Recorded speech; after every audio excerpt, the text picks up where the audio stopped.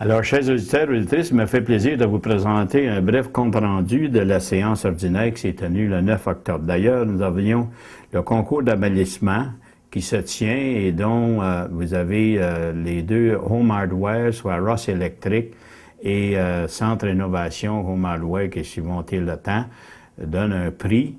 Et les gagnants, pour embellir leur entourage, leur propriété, il y a eu un tirage et c'est Mme Diane et M. Doug McGill qui ont gagné, de même que Mme Jessica Labrosse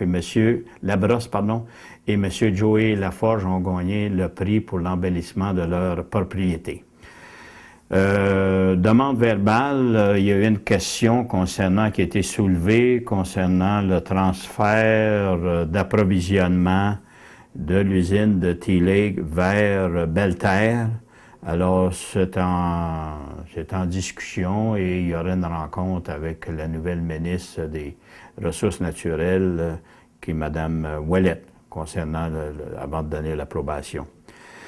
Dans l'urbanisme, nous avons eu l'adoption du règlement, troisième lecture, du règlement qui concerne le zonage. Alors, c'est l'abbé Thompson, si vous vous rappelez, les gens devront construire, lorsqu'ils achèteront des lots à l'abbé Thompson, qui seront en vente, nous espérons, d'ici la fin de l'année ou au tout début de l'année 2013.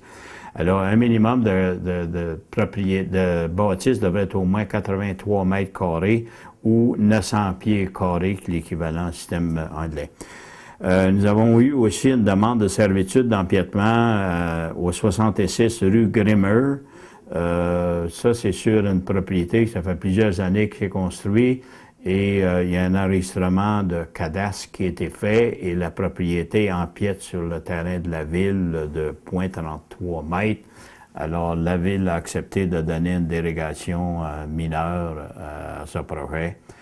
L'autre sujet que nous avions, c'est Matamec Exploration, que la mine qui est en projet veut avoir du terrain pour emmagasiner des carottes échantillons qu'on appelle avec les cores en anglais. Ce sont pour les minéraux, les échantillons qu'ils font, qu'ils retirent de le projet de mine, doivent les emmagasiner et les garder pour un certain temps. Alors, ils ont acheté un terrain, ils ont loué un terrain au prix de 2500 $ par année. Ils doivent aménager le terrain, c'est dans le coin voisin de Huot, où était Gauvin avant, dans le centre industriel. Dans le développement économique, nous avons adopté la politique familiale. C'est un bouquin qui est très bien, il y a eu beaucoup. Je voudrais remercier tous les comités qui ont travaillé sur ça, avec la présidente qui était Josette McCann. Il sera disponible et là, ce bouquin-là, c'est pour démontrer des objectifs qu'on veut faire, comment améliorer la qualité de vie, autant avec, ça couvre tous les aspects à partir du loisir, à partir des jeunes, des ados, des adultes et les aînés. Alors, c'est un projet qui a une vision pour le futur. Et il est bilingue, naturellement. Alors, vous pourrez le consulter. Si vous avez des commentaires, nous serions heureux de les entendre. Alors, encore, je remercie tous les organismes qui ont travaillé de près ou de loin à réaliser ce projet. Alors, nous sommes, quand on dit grandir avec moi, alors c'est important et ça implique toutes sortes de gestes qu'on doit passer pour favoriser la famille. Nomination d'un responsable des questions de famille et aînés. Alors, c'est Nicole Rochon qui va être le représentant, le conseil sur ce comité. Sécurité publique, alors c'est l'embauche de pompiers volontaires. Alors, 2 nouveaux pompiers, s'assurer que nous avons une relève et 2 jeunes, Éric Bisson et Stéphane Bordelot, se joignent à notre équipe de pompiers. Approbation de la liste des comptes à payer des déboursés pour le mois de septembre, c'est 382 420 $. Sur ça, il y a la MRC, il y a quelques comptes aussi de contracteurs pour la baie Thompson. L'autre sujet qu'on avait dans l'administration, c'est le renouvellement de la marge de crédit d'exploitation avec Desjardins. Alors, c'est à tous les ans, le Conseil doit approuver le renouvellement de la marge de crédit qui est de 1,5 million. Autre sujet encore dans l'administration, le code d'éthique et déontologie des employés. Vous savez qu'avec ce qui se passe là, avec toutes les on peut pas appeler ça les gens avec des contrats, puis des retours sur les contrats avec certains employés ou avec les élus. Vous avez, par exemple, dans la ville de Mascouche, et là, vous avez récemment la ville de Laval. Alors, le gouvernement veut s'assurer que tous les élus et les employés aient patte blanche pour dépenser l'argent du public. Vous savez que c'est tentant quand on gère l'argent des autres, d'en prendre ou de faire des fausses déclarations ou des fraudes. Alors, le gouvernement met des principes en application. Alors, il y aura un code de déontologie. Et ce code-là, ben il y aura pour les élus, nous on l'a eu, et là on doit faire nos déclarations pécuniaires en tant qu'élus. Qu'est-ce qu'on appartient en ville et qu'est-ce qu'on doit, si on est des propriétaires ou actionnaires de quelque chose en ville, nous devons le déclarer. Et si jamais nous sommes impliqués, nous devons nous retirer de la décision. Et c'est un peu la même chose avec, lorsqu'on arrive avec les employés, ben eux autres aussi, ils auront à être mis au courant à partir du directeur général, aller jusqu'aux gens qui sont sur les équipements, qui travaillent un peu pour les services de la ville.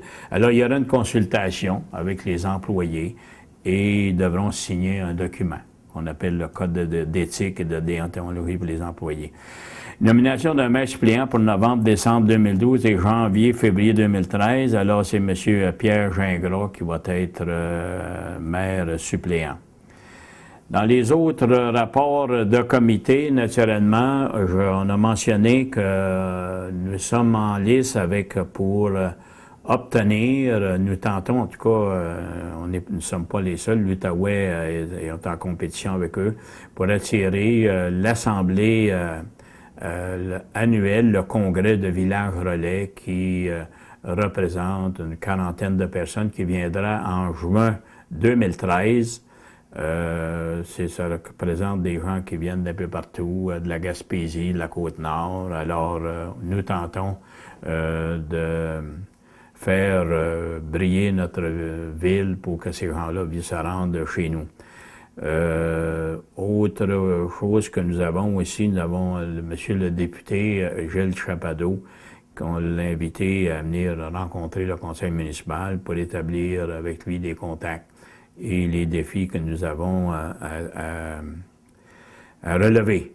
L'autre sujet, c'est que nous avons un type de Mont-Tremblant qui va venir nous rendre visite et possiblement voir qu'est-ce qui pourrait être fait.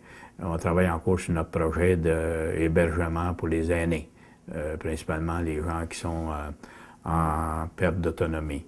Alors, ce projet-là est encore vivant et on espère qu'on va finir par le réaliser, mais il y a beaucoup de préparation à faire.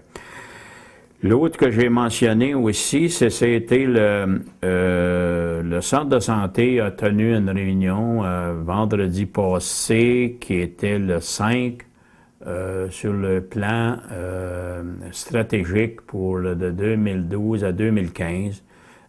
Ces gens-là, ce qu'ils disaient comme objectif, c'est préparer l'accroissement de la population âgée, adapter des services en conséquence, aussi donner de bons services au bon moment et renforcer les liens avec les équipes médicales de l'Ontario. Alors, en gros, nous nous autres, c'est qu'on dit qu'on a d'excellents services en tant que monde municipal. Nous avons d'excellents services avec notre centre de santé et nous le mettons aussi dans nos... pour attirer des gens à venir demeurer chez nous. Alors, on doit rendre hommage au centre de santé. C'est sûr qu'il y a eu on parle de fusion. Maintenant, au point de vue qualité, on faut toujours rester aux qualités de service. Les gens, la majorité, on n'est pas tous parfaits, c'est la même chose avec la ville, la majorité des gens sont satisfaits des services que notre centre de santé nous dispense. Aussi, il y aura un tournoi de curling qui se tiendra le 16 et le 17.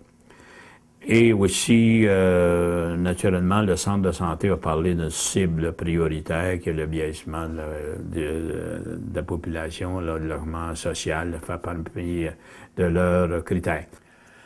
Alors, un point qui est important, je voudrais rappeler à la population que nous avons des excréments d'animaux sur les aires publiques. Nous avons eu plusieurs plaintes et nous allons sévir. On demande à la population de collaborer. C'est sûr que c'est pas intéressant. Si vous avez décidé d'avoir un animal, il faut en prendre soin. S'il aboie, c'est pas acceptable non plus. Après les heures, même dans le jour. Et l'affaire des excréments, je marche le trottoir, moi, puis il y a d'autres gens qui marchent aussi et qui sont... vous avez la madame qui est dans son carrosse, là, puis qui s'en va avec son petit bébé, puis qui roule dans les excréments d'animaux. Pensez-vous que c'est intéressant? Ça va jusque dans les ruelles. Il y a un gens qui a été bien insulté, il marchait dans la ruelle, puis il a mis le pied alors, il rentre dans la maison avec ça, s'en va sur le tapis. Alors, on vous demande, vous êtes responsable, vous avez un animal, vous devez prendre vos responsabilités, avoir un sac, apporter un sac avec vous autres, récupérer les excréments. Et c'est sûr qu'on a un règlement et nous allons le faire appliquer davantage. Alors, c'est ça, on vous remercie de votre collaboration et je voudrais remercier le canal communautaire de m'avoir permis, de Témiscamingue-Kippawa, de m'avoir permis de vous transmettre ces informations.